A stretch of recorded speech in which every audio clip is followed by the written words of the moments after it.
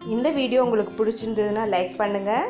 இது வரைக்கும் அன்னை சமையல் சேனலை சப்ஸ்கிரைப் பண்ணலன்னா ரெட் கலர் சப்ஸ்கிரைப் பட்டனை கிளிக் பண்ணுங்கள். தேங்க்யூ.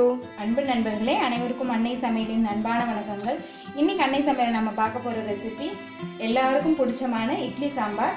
வாங்க எப்படி செய்யறதுன்னு பார்க்கலாம். கடாயில் தேவையான அளவுக்கு எண்ணெய் ஊற்றி வச்சுக்கோங்க. கடுகு 1 டீஸ்பூன், ஜீரகம் 1/2 டீஸ்பூன்,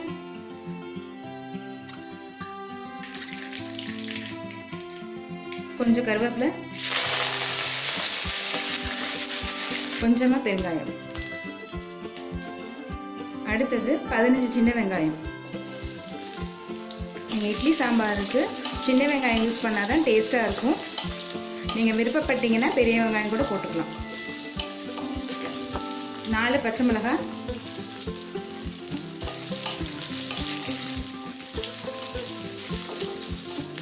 அடுத்தது ஒரு தக்காளி,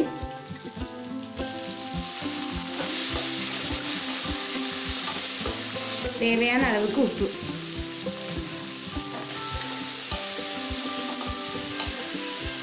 இப்போ தக்காளி நல்லா வதங்கின பிறகு 1 கப் துவரம் பருப்பை வேக வச்சு இதில் சேர்த்துக்கலாம். ஒரு 5 நிமிஷம் ஸ்லோவில் இருக்கட்டும். நம்ம அதுக்குள்ளே சாம்பார் பொடி ரெடி பண்ணிக்கலாங்க. 1/2 டீஸ்பூன் தனியா, 1 டீஸ்பூன் கடலைப்பருப்பு, 1/2 டீஸ்பூன் ஜீரகம், 1/4 டீஸ்பூன் மிளகு, 1/4 டீஸ்பூன் வெந்தயம், 5 காஞ்ச மிளகாய். இப்போ எல்லாத்தையும் நல்ல வாசனை வர வரைக்கும் வறுத்துக்கலாம். இப்போ இதுலேருந்து நல்ல வாசனை வருது. நைஸாக அரைச்சி சாம்பாரில் சேர்த்துடலாம். இப்போ 5 நிமிஷம் ஆயிடுச்சு. நம்ம அரைச்சி வச்சுருக்க பொடியை இதில் சேர்த்துக்கலாம். உங்களுக்கு எவ்வளோ தேவையோ அதுக்கு ஏற்ற மாதிரி பொடி போட்டுக்கோங்க. மீதி இருக்க பொடியை நெக்ஸ்ட் டைம் கூட நீங்கள் யூஸ் பண்ணிக்கலாம். கட்டி இல்லாமல் நல்லா கிளறிக்கோங்க. இந்த சாம்பார் ஒரு தடவை செஞ்சு பாருங்கள், கண்டிப்பாக உங்களை பாராட்டுவாங்க உங்கள் வீட்டில்.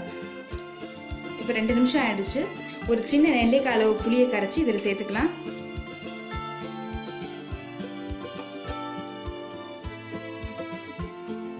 இப்போ இவ்வளோ வெல்லத்தை இதில் சேர்த்துக்கலாங்க. வெல்லம் சேர்க்கறதுனால சாம்பாருக்கு ஒரு சுவையை கொடுக்கும். ஒரு நிமிஷம் ஸ்லோவிலே இருக்கட்டும். அதுக்கப்புறம் நம்ம சர்வ் பண்ணிக்கலாம். கொஞ்சமாக கொத்தமல்லி இலையை தூவி சர்வ் பண்ணிடலாங்க. இப்போ சுவையான இட்லி சாம்பார் ரெடி ஆகிடுச்சுங்க. ரெசிபியை ட்ரை பண்ணி பாருங்கள், கண்டிப்பாக உங்களுக்கே பிடிக்கும். ரெசிபி பிடிச்சிருந்ததுன்னா வீடியோவை லைக் பண்ணுங்கள், கமெண்ட் பண்ணுங்கள், ஷேர் பண்ணுங்கள். இது வரைக்கும் அன்னை சமையல் சேனலை சப்ஸ்கிரைப் பண்ணலன்னா சப்ஸ்கிரைப் பண்ணுங்கள். தேங்க்யூ.